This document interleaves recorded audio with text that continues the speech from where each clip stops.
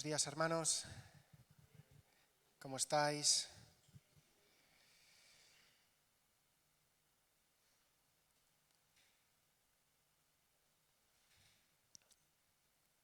Estaba hace unas semanas meditando en todas las palabras que estamos recibiendo, las predicaciones que estamos escuchando, las palabras proféticas, y meditaba en todo eso y le preguntaba al Señor cómo será, qué vas a hacer.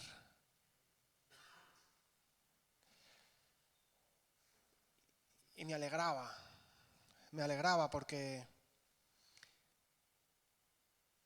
como ya se nos ha dicho, cuando el Señor empieza la obra, no es para dejarla a la mitad, sino es para acabarla y dejarla como Él lo había diseñado, para perfeccionarla. Y el Señor, meditando en todo esto, me dio la palabra de hoy, que quizás sonará un poquito repetitivo, pero es lo que me ha dado el Señor. Y sí que quiero decirte que cuando el Señor insiste en un mensaje, insiste en una palabra, es porque está cerca de cumplirse o porque nosotros no la estamos llevando a cabo, o por las dos cosas a la vez. Acordémonos cuando estaba continuamente al pueblo de Israel diciéndole lo mismo, y al final se cumplió. Cuando les avisaba de os van a conquistar, vais a perder esta tierra, buscadme, dejad los ídolos, dejad el pecado, volveos a mí. Y continuamente hablaba.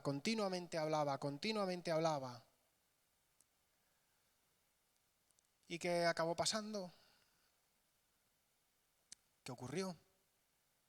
El pueblo siguió en la desobediencia hasta que al final fueron invadidos y arrasados. Entonces, hermanos, atendamos, porque estamos recibiendo unos mensajes en una misma línea, y atendamos a lo que el Señor nos está diciendo. Escuchemos y obedezcamos. Yo quiero que me acompañéis a la lectura de Mateo 9, versículo 14.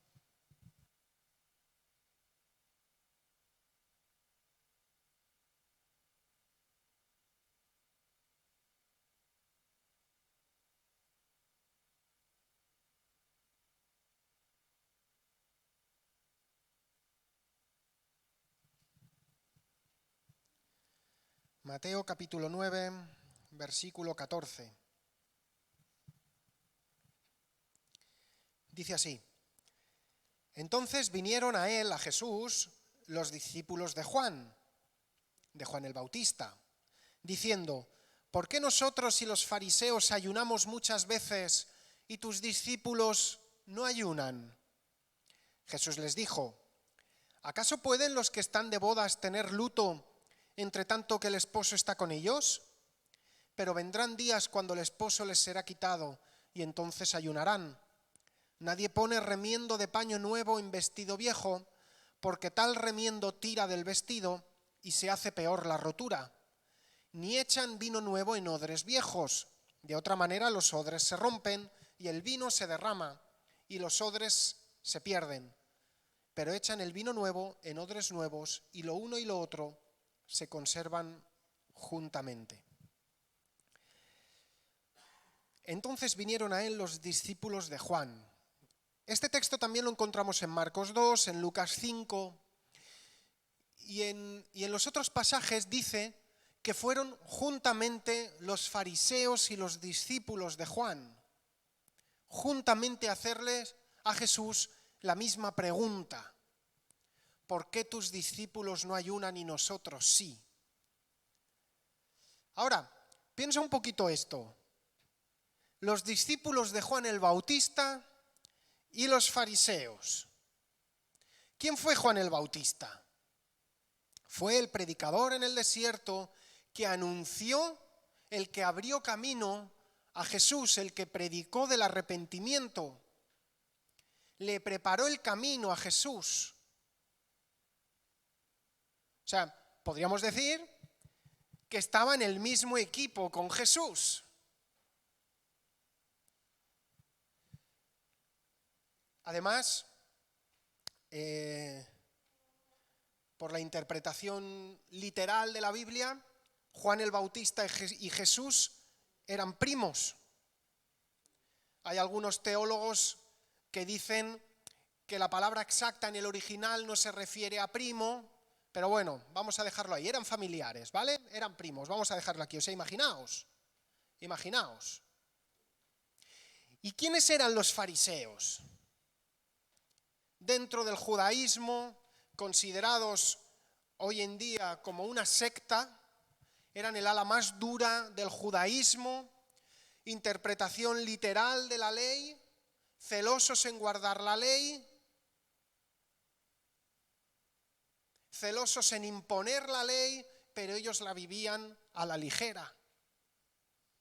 Y cuando aparecía alguien que enseñaba la ley, pero no salía de su propio grupo, volcaban todas sus envidias, todos sus recelos hacia esa persona.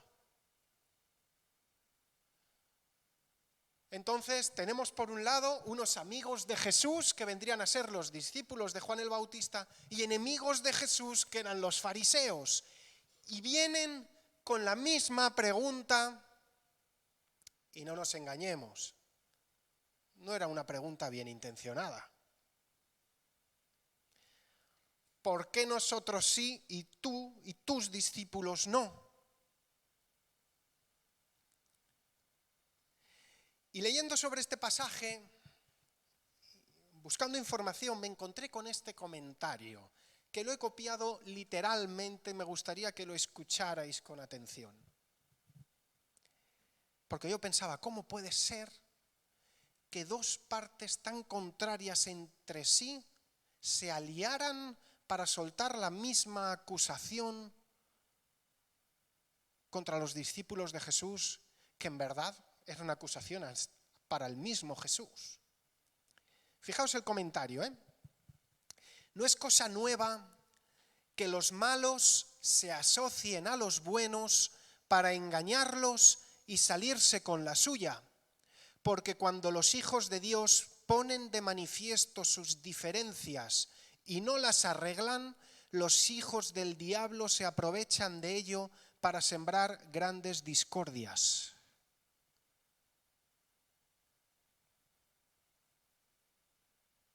Queda claro, ¿verdad? Y estas grandes discordias están basadas generalmente en mentiras. Porque la verdad es que los discípulos de Jesús sí ayunaban. De hecho, fue Jesús quien los enseñó a ayunar, pero en secreto. Os lo leo. Un poquito antes, en el Sermón del Monte, mira que dijo Jesús a sus discípulos sobre el ayuno. Cuando ayunéis, no seáis austeros como los hipócritas, porque ellos demudan sus rostros para mostrar a los hombres que ayunan. De cierto os digo que ya tienen su recompensa. Pero tú cuando ayunes, unge tu cabeza y lava tu rostro, es decir, peínate, ponte guapo, acicálate, para no mostrar a los hombres que ayunas, sino a tu Padre que está en secreto, y tu Padre que ve en lo secreto te recompensará en público.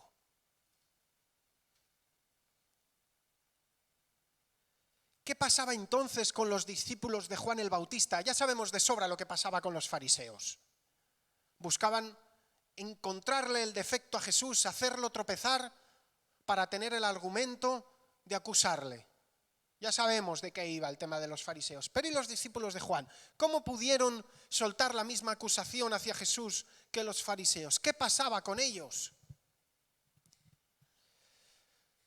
Juan el Bautista, su maestro y líder, había sido puesto en prisión por denunciar el pecado abominable de Herodes tetrarca.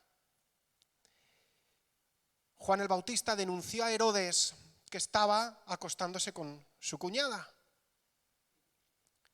con Herodías, con la mujer de su hermano Felipe. Y Juan el Bautista le dijo, no te es lícito tenerla, no te es lícito tenerla. Y al final acabó en la cárcel. ¿Y qué pasó con los discípulos? Pues estaban confusos, dolidos, así que se entendía perfectamente que tuvieran que ayunar y pelear por esa situación, y que estuvieran tristes, que estuvieran decaídos, era normal. Pero déjame decirte una cosa, meditando en todo esto, pensaba que a veces proyectamos nuestro dolor que no hemos resuelto, dolor que estamos viviendo, a veces lo proyectamos sobre los demás, como si los demás estuvieran viviendo lo mismo que estoy viviendo yo. Como si los demás vieran de la misma manera que veo yo las cosas. Lo que tú estás viviendo es para ti. Es para ti. Y será para bendición de los demás cuando tú hayas superado eso y puedas ayudar a aquellos que están pasando por lo mismo que tú ya has pasado. Cuidado con el juicio, porque no sabes lo que esa persona está viviendo en secreto, en privado, no sabes sus sentimientos, no sabes sus luchas, no sabes de sus heridas. Proyectándole tu dolor, lo único que haces es aumentarle la carga que lleva. Esto es como pedirle a un cojo que corra como tú, porque al fin y al cabo también tiene 2 piernas.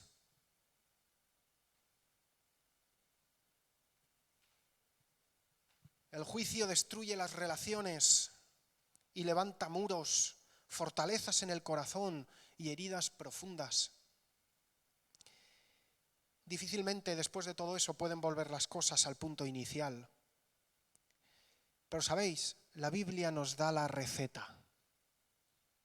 Confesaos vuestras ofensas unos a otros y orad unos por otros para que seáis sanados. Y entonces aquí añade, la oración eficaz del justo puede mucho. A veces sacamos esta frase de este versículo, pero la oración eficaz del justo puede mucho cuando nos confesamos unos a otros nuestras ofensas, oramos unos por otros y recibimos sanidad. Ahí es cuando la oración del justo es eficaz.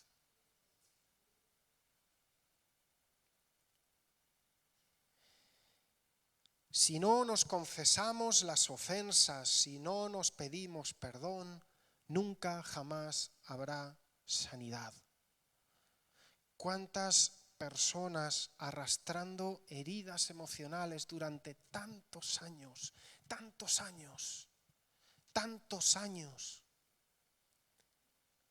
porque no ha habido esa confesión, ese perdón?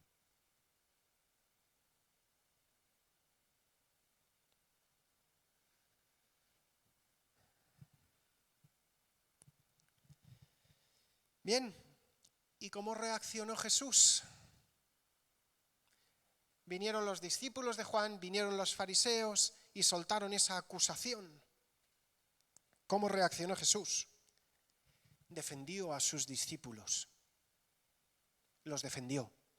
¿Sabes? Si estás con Él, si estás con Dios, si le buscas de corazón, Él es tu Padre, Él saldrá en tu defensa. No hace falta que te pongas en guerra con todo el mundo. Él saldrá en tu defensa. Él saldrá en tu defensa. Mía es la venganza, dice Dios. Pero cuidado, que Él tiene su propia justicia. A veces le decimos a Dios cómo tiene que resolver los asuntos. Pero Él tiene su propia justicia. Él hace las cosas a su manera, porque quiere que todos lleguen al arrepentimiento. Todos. Y sabéis, no acusó a los acusadores. No destapó todos los defectos de los fariseos y de los discípulos de Juan. No los tachó de religiosos legalistas. No les dijo, y tú también, que a veces hacemos nosotros eso en las discusiones, ¿verdad? No les dijo, y tú más. ¿Cuántas veces vemos esto en el Congreso de los Diputados, ¿verdad? O en el Parlament de Cataluña, o en los ayuntamientos, cuando hay un pleno entre políticos y uno dice, oh, un caso de corrupción, ¿y qué contesta el otro? ¿Pide perdón el otro? ¿Pide perdón? No, dice, vosotros también tenéis casos de corrupción. Y así se arregla el asunto. Que en verdad no se arregla.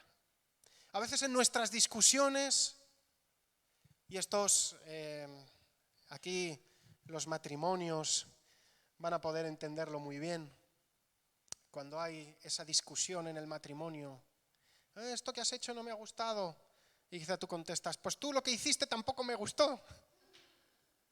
En vez de agachar la cabeza y decir, perdóname.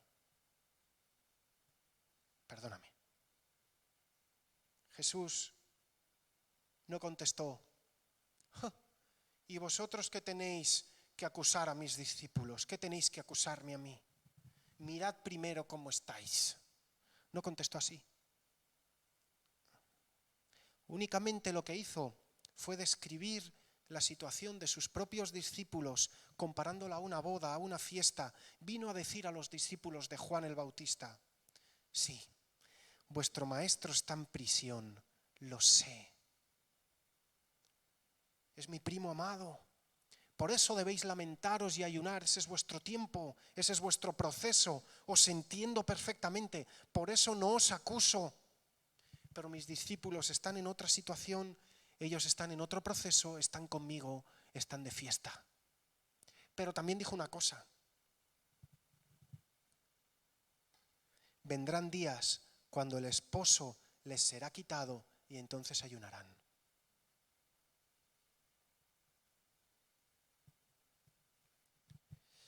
Hermanos, el ayuno nunca jamás puede ser una práctica monótona para justificarme a mí mismo por mi buena conducta y piedad. Nunca jamás. El ayuno puede ser una herramienta que tiro de ella para yo justificarme a mí mismo. El ayuno es una herramienta concreta para un momento, para una situación concreta. Tú sientes cuando tienes que ayunar, el Señor te lo pone en el corazón. O cuando como iglesia nos ponemos de acuerdo y decimos, hermanos, hay una situación determinada, hay que ayunar por esto, vamos a unirnos en ayuno y vamos a pelear por esta situación. Pero jamás es un recurso que demuestra que yo soy más santo que tú, jamás. Porque entonces el ayuno no te está sirviendo de nada. Después de decir esto, Jesús hace una comparación entre paño nuevo, paño viejo, odre nuevo, odre viejo.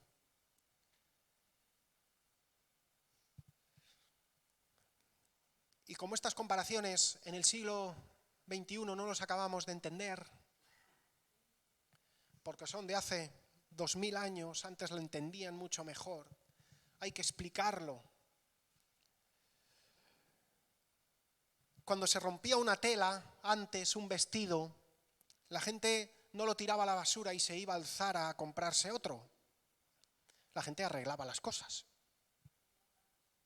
Entonces, bueno, yo me acuerdo, tampoco hace tanto de esto, yo cuando era pequeñito, que siempre estaba por los suelos, me destrozaba los pantalones por las rodillas, aquí está mi papá que los podrá decir muy bien. ¿Y qué hacía? Se ponía un parche en la rodilla. Ibas parcheado por todos lados. Yo tenía que ir parcheado por todo el codo, rodillas, de todo. Pues en aquel tiempo, cuando había un agujero, se ponía una tela, se cosía a ese agujero, un parche, se ponía un parche, un remiendo. Pero ¿por qué dice Jesús que el parche nuevo no se puede poner en una tela vieja? Porque cuando se moja, el parche nuevo, la tela nueva se encoge. Y al encogerse, tira de donde está cosido, rompiendo las costuras que le has hecho y acaba siendo, el arreglo acaba provocando un estropicio mayor que el que había en su inicio en el vestido. la gente de la época eso lo entendía. Que con un vestido viejo, si se rompía, tenías que poner una tela vieja, un remiendo viejo.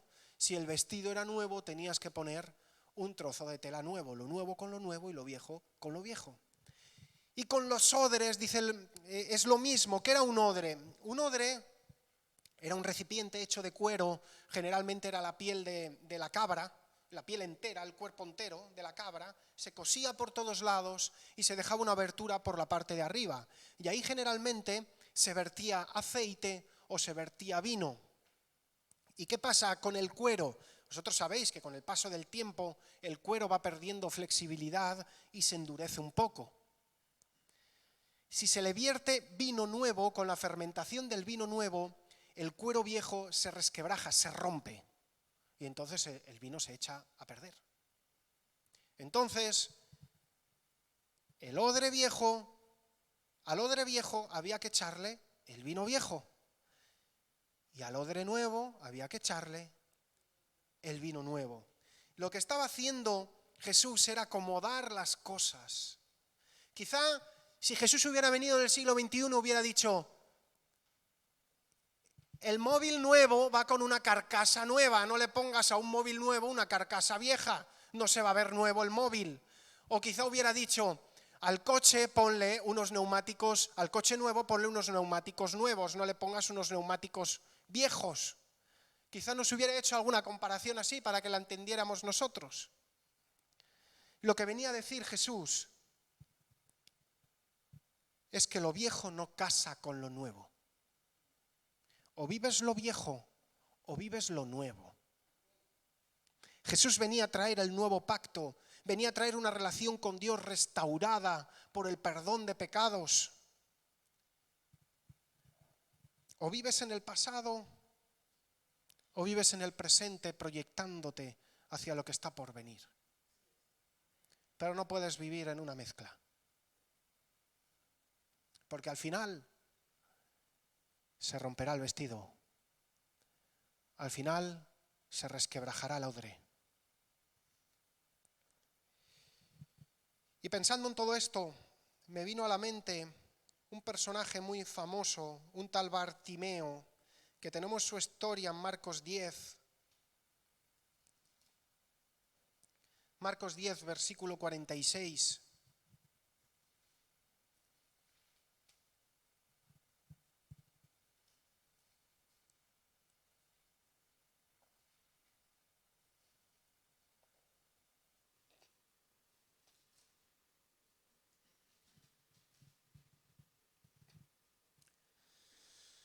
Dice así: entonces vinieron a Jericó, Jesús y los discípulos, y al salir de Jericó, él y sus discípulos y una gran multitud, Bartimeo el ciego, hijo de Timeo, estaba sentando, ¿dónde?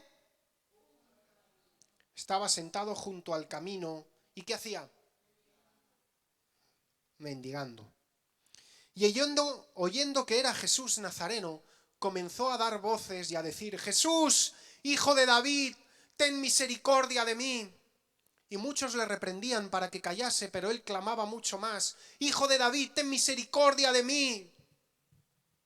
Entonces Jesús, deteniéndose, mandó llamarle, y llamaron al ciego diciéndole: ten confianza, levántate, te llama. Él entonces, ¿qué hizo? Arrojando su capa, se levantó y vino a Jesús. Y respondiendo Jesús le dijo: ¿qué quieres que te haga? Y el ciego le dijo: Maestro, que recobre la vista. Y Jesús le dijo: vete, tu fe te ha salvado. Y enseguida recobró la vista y seguía a Jesús en el camino. Bartimeo. Esta historia la encontramos en dos evangelios más, en Juan y en Mateo. Cada uno lo explica a su manera, pero Marcos es el único que nos da el detalle de su nombre. Bartimeo. Bartimeo significa literalmente hijo de Timeo. Y él era ciego, era invidente y por tanto en aquella época estaba condenado a mendigar. Hoy en día tenemos todo el recurso de la seguridad social, la ONCE, muchas entidades que acogen a gente inválida, gente que quizá no podría valerse por sí misma, pero en aquel tiempo no existía ningún sistema de salud pública. Y lo único que podía hacer esta gente que no podía trabajar era ponerse en el camino y esperar que alguien le echara unas moneditas.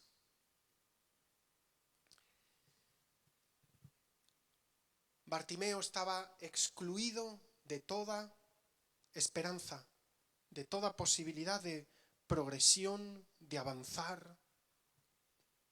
No podía. El sistema del mundo lo condenaba a ser un mendigo toda la vida, a ser un desgraciado toda la vida. Pero estaba en el camino. Estaba en el camino. Lo único que podía hacer, que era ponerse en el camino. ¿Por qué en el camino? Porque era por donde pasaba la gente. Hoy en día podemos ver gente que pide dinero, ¿dónde se pone? En la puerta de los súpers. O en avenidas donde pasa mucha gente. Pues él hacía lo único que podía hacer, ponerse en el camino y poner la mano. Todo cuanto podía hacer, hacía. ¿Y tú? ¿Estás haciendo todo cuanto puedes hacer? ¿Qué haces tú para cambiar tu vida?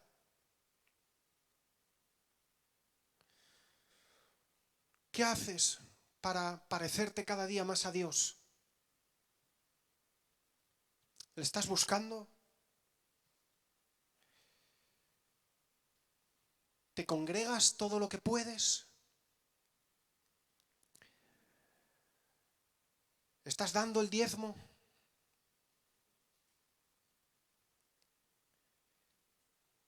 Porque sabes, si haces todo cuanto puedes hacer, estarás en el lugar correcto. Si entregas tu vida al Señor, estarás en el lugar correcto. Bartimeo estaba haciendo todo cuanto podía hacer, estar en el camino. Yo me lo imagino cada día. Gente que lo acompañaba, lo ponía en el camino, él se sentaba allí y él poniendo su mano todos los días, todos los días, todos los días, haciendo cuanto podía hacer. Y entonces pasó Jesús. Y entonces pasó Jesús. Porque, hermanos, si hacemos todo cuanto está en nuestra mano, Jesús pasará. Jesús pasará. A veces buscamos a Jesús por donde no está y por donde no va a estar. A veces tomamos decisiones y forzamos a Dios a que esté en esas decisiones. Intentamos encajarlo para que el Señor esté ahí. ¿Cuántos jóvenes he visto? Ay, Dios mío, cuántos jóvenes he visto. Y no tan jóvenes. No, pero sí, ya sé que no es cristiana, pero es una buena chica. Me quiere mucho. Es un buen muchacho. Me quiere mucho. Sé que el Señor está ahí, porque me hace feliz y lo que Dios quiere es que yo sea feliz.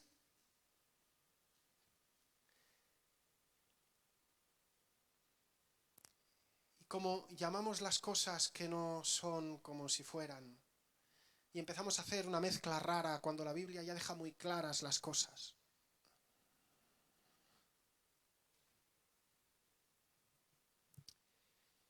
Bartimeo supo que pasaba Jesús y había oído de Jesús.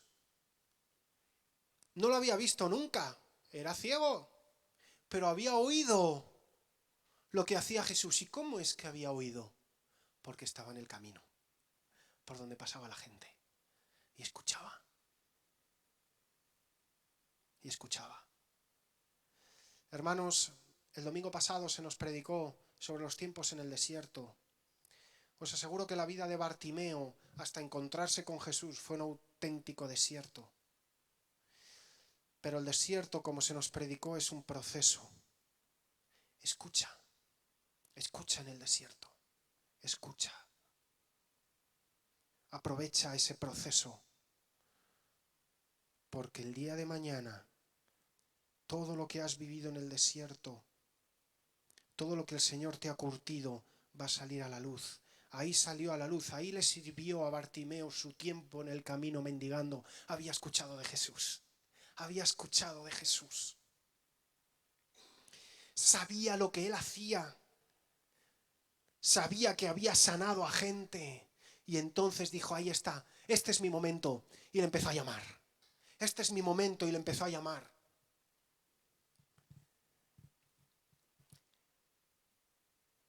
Pero nunca lo vas a tener fácil cuando empieces a llamar a Jesús. Ahí aparecieron las voces. Los de alrededor intentaron disuadirle. Otra vez las voces.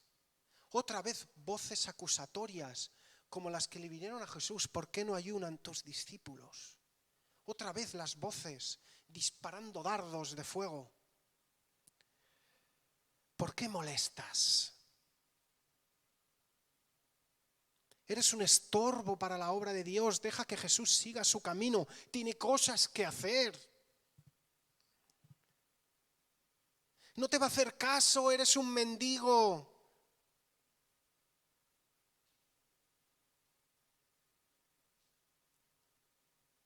Dios no se acuerda de ti. ¿Cómo resuenan? A veces las peores voces no son las de fuera, sino las que están aquí, en nuestras mentes. Dios no se acuerda de ti. Y has perdido todas las oportunidades. ¿Cuánto has pecado? ¿Cuántas veces le has dicho que sí al Señor y no lo has conseguido? ¿Quién te dice que esta va a ser la definitiva? Y me imagino la gente diciéndole a Bartimeo, si eres ciego, por algo será. Algo habrás hecho. Algo habrán hecho tus padres. Esto es una maldición de Dios para ti. Porque así pensaban en la época. Cuando alguien tenía una calamidad, era por algo. Por algo será. Y a veces, hoy en día también pensamos lo mismo. Espero que no seas ninguna de esas voces acusatorias para los que tienes a tu alrededor. ¿Y cuál fue la reacción de Bartimeo? ¿Qué nos dice la Biblia? ¿Cuál fue la reacción de Bartimeo? Clamaba mucho más. Bartimeo estaba desesperado por tener un encuentro con Jesús. No le importaba lo que pudieran pensar o lo que pudieran decir de él. Y yo te pregunto, ¿qué haces en medio de la necesidad? ¿Qué haces cuando las situaciones empiezan a apretar? ¿Qué haces cuando esas voces en tu cabeza empiezan a gritar fuerte? Y las voces de tu alrededor empiezan a gritar bien fuerte. ¿Qué haces? Cuando no descansas por la noche, los sueños te importunan. Cuando empiezas a trabajar y hay oposición. Cuando parece que el mundo se cae sobre ti. Cuando la mente, las voces de la mente te dicen ríndete, déjalo ya. ¿Qué haces? ¿Qué haces? ¿Clamas mucho más o te hundes mucho más? ¿Con qué facilidad nos desanimamos y nos rendimos? ¿Con qué facilidad? Y ahí, Bartimeo hizo una declaración sorprendente. Dijo, Hijo de David, Hijo de David. ¿Sabéis? Cuando nos agarramos a la esperanza, cuando nos agarramos a la fe, cuando buscamos a Dios de corazón en medio de ese desierto, en medio de esos ataques, en medio de esas luchas, tenemos unas revelaciones sorprendentes. Dios habla.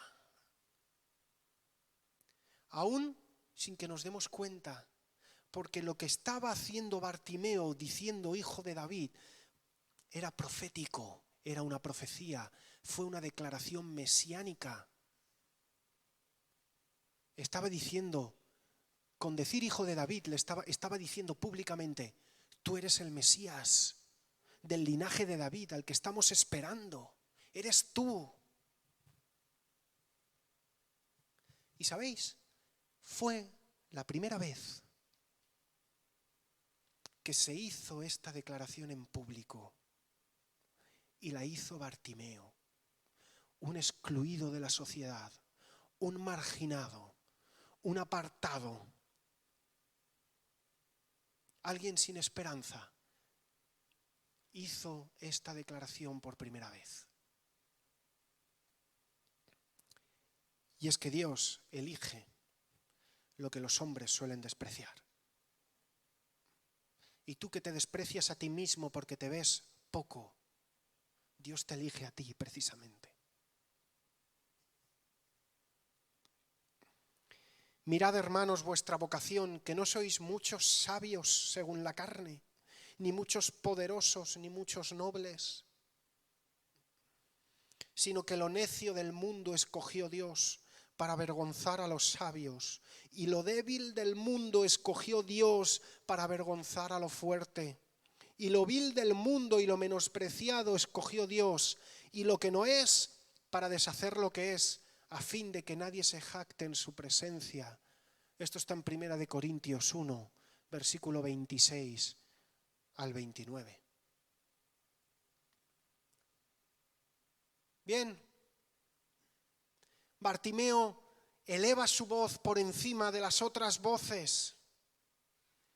Su esperanza hace que grite mucho más, que clame mucho más, incluso hace que suelte una declaración profética.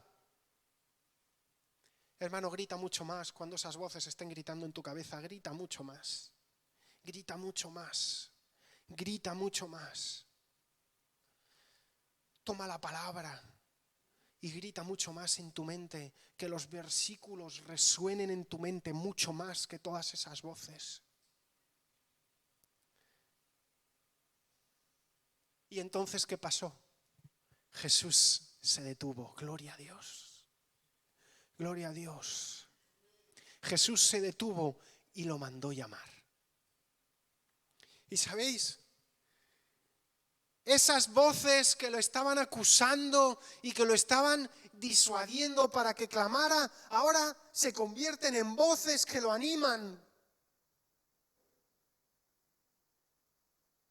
Dios es tan poderoso que todo aquello que puede ser un obstáculo para ti, el día de mañana es un trampolín para que todavía saltes más alto. Aquellas voces que te acusan, esos enemigos que puedes tener, esas voces en tu mente el día de mañana van a rendirse delante de ti cuando tú te agarres al Señor y el Señor haga esa obra en tu vida. Creo que eso se merece un fuerte amén. Todo eso que está asediando tu mente, asediando tu corazón, el día de mañana va a tener que arrodillarse por la obra poderosa que el Señor va a hacer en tu vida. Y fijaos qué ridículo es basar nuestra vida en lo que dicen,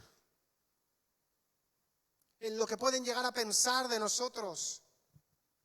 Es ridículo basar tu vida en el qué dirán. Es ridículo vivir por las apariencias. Estamos en la era de Internet, en la era de los videojuegos, en la era de las redes sociales. ¿Y sabéis por qué triunfa tanto todo esto? ¿Sabéis por qué hay personas que pueden llegar a pasarse tantas y tantas horas con los videojuegos? Porque ahí puedes ser lo que tú quieras. Puedes elegir tu apariencia. Si no te gusta el color de tu pelo, ahí puedes elegir el pelo que te gusta. Incluso los ojos que te gustan. La estatura. Es que yo no quiero medir 1,70 y pico, yo quiero medir 2 metros. Te puedes poner 2 metros si quieres de altura. Puedes crear un personaje, le puedes poner tu nombre. Creas un alter ego.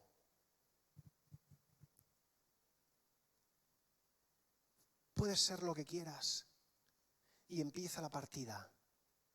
Y tú eres el personaje central del videojuego. Todo gira a tu alrededor y en lo que tú haces y dejas de hacer. Y si pierdes, no pasa nada. Vuelves a empezar la partida. No hay consecuencias. Por eso hay tantos muchachos enganchados a los videojuegos, infelices con la vida real, y se refugian allí. Y sé muy bien de lo que hablo. Sé muy bien de lo que hablo. Porque yo he estado metido en eso. Y me llegaba a pasar horas y horas en los videojuegos.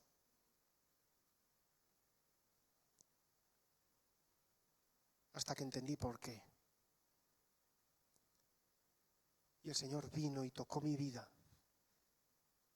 Y me hizo ver que lo que tiene en la vida real es mucho más maravilloso. Que eso es mentira. Es mentira. ¿Y qué? ¿Y qué hablamos de las redes sociales? Tantas redes sociales hoy en día. Facebook, Instagram, TikTok y tantas otras. Y ves una foto de una persona allí en las redes sociales y luego la ves en la realidad y dices, ¿cómo puede ser? ¿Qué ha pasado aquí?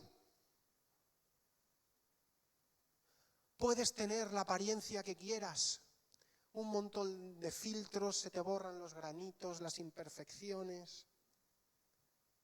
Y hay gente que vive más metida en las redes sociales que en la vida real.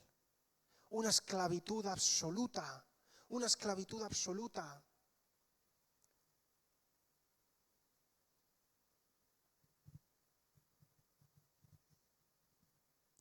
¿Sabéis? Entrevistaron a uno de los más poderosos de la industria de la telefonía móvil.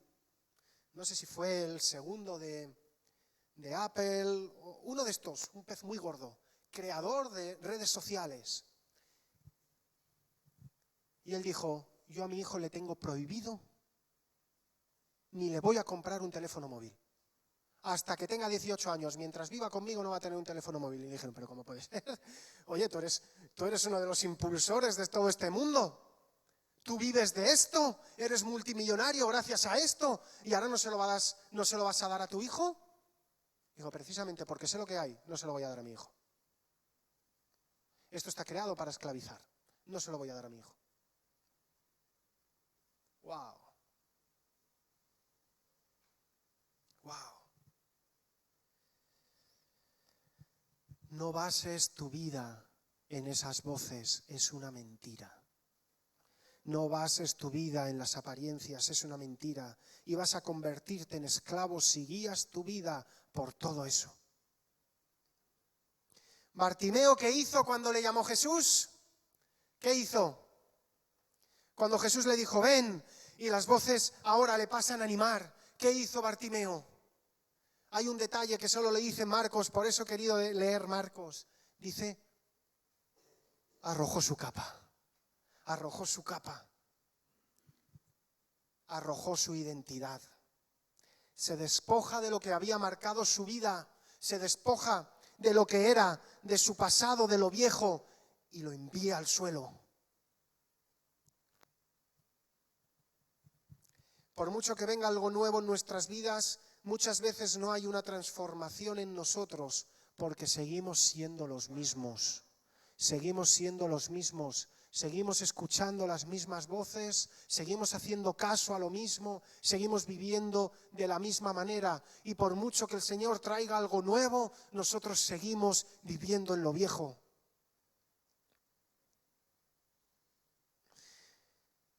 Hermanos, necesitamos una fe real, una fe que nos mueva a creer que incluso donde hay desolación y caos puede brotar algo nuevo. Yo me imagino a Bartimeo cuando Jesús le llama, soltándose la capa rápido, tirándola, porque yo necesito ya un encuentro con Jesús. Yo no me imagino tomándoselo con calma, deshaciendo un botoncito. Bueno, sí, espera que voy, estoy yendo ya, Jesús, ya voy. Espera, espera. Y poco a poco, y espera que me lo pienso, a ver, es que no lo sé. No sé si ir, porque claro, es que va a cambiar mi vida. Voy a algo nuevo, no sé cómo va a ser. no sé si quedarme. No, yo no me imagino a Bartimeo así. Yo me imagino a Bartimeo deshaciéndose la capa rápido, soltándola y corriendo hacia Jesús. Pero nosotros a veces nos lo tomamos con tanta calma. Jesús nos está llamando y estamos tan quietecitos. Le pedimos una confirmación tras otra.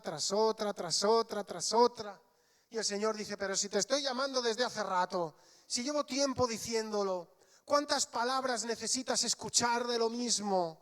Estoy teniendo misericordia de ti, hablándote una y otra vez lo mismo. Suelta la capa ya, arroja tu identidad, que tengo una nueva para ti. Y le dice a Bartimeo, no le dice a Bartimeo, sé sano, no le dice eso a Bartimeo, le dice, tu fe te ha salvado. Tu fe, no tu insistencia, no tus gritos, no tu manera, tu fe en mí, en lo que yo puedo hacer. ¿Qué haremos tú y yo? ¿Qué haremos tú y yo? La mayor tragedia que puede vivir un ser humano no es lo que ocurre a su alrededor, sino las oportunidades perdidas con Dios, los rechazos que le hemos hecho, el tiempo perdido sin Él, siguiendo con lo viejo. ¿Seguiremos sentados esperando oportunidades o nos decidiremos por fin y arrojaremos la capa corriendo hacia Jesús? Hay un versículo que dice, despojémonos de todo peso y del pecado que nos asedia y corramos con paciencia la carrera que tenemos por delante, puestos los ojos en Jesús, el autor y consumador de la fe. Aleluya, aleluya, solo poniendo los ojos en Jesús, corriendo hacia Él, despojándonos de ese peso. Fer, por favor, acompáñame. Haz como Bartimeo, despójate del viejo hombre, despójate de tu pasado, despójate de todo lo que estorba en tu vida. Hay una nueva identidad de Dios para ti.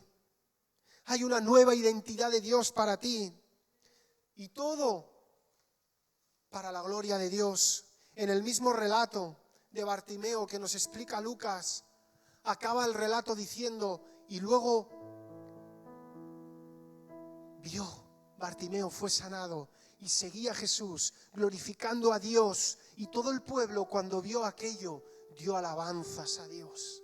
Dio alabanzas a Dios. Todo lo que Dios quiere hacer en tu vida es para alabanza de la gloria de Dios. Hubo un impacto en los que le rodeaban, porque sabes, cuando Dios se encuentra contigo, es para lanzarte al servicio, es para lanzarte al ministerio, es para lanzarte a la gloria de Dios. No es para que tú te quedes en tu casa con eso que Dios te ha dado. Es para que lo vivas y para que los de tu alrededor lo vivan también, para que den gloria y alabanza a Dios. Deja de escuchar las voces o deja de ser una de esas voces y cree que algo nuevo está por venir sobre tu vida, porque esa es la voluntad de Dios, dar siempre algo nuevo sobre ti. Despójate de lo viejo y sé esa nueva criatura que Dios promete a toda persona que se acerca a Él, que se convierte a Él. Hermanos, esta es una mañana de reconciliación con el Señor. Esta es una mañana de reconciliación los unos con los otros. Esta es una mañana de reconciliación con uno mismo, porque a veces la peor falta de perdón es la que tenemos contra nosotros mismos. Es hora, hermanos, de esa reconciliación. El Señor lleva tiempo diciéndonos que algo nuevo está por venir. Vienen tiempos nuevos. Vienen tiempos nuevos, pero Dios lo va a derramar sobre aquellas personas que griten y clamen en sus vidas, rechacen esas voces y digan, Señor, yo quiero ir contigo, yo quiero un encuentro contigo, yo suelto mi pasado, yo suelto todo aquello que estorba, porque quiero correr hacia ti, quiero correr hacia ti. Hermanos, Jesús está en el camino. Jesús está en el camino y Jesús te está llamando en esta hora. Él quiere hacer algo nuevo. Él quiere hacer algo nuevo en ti.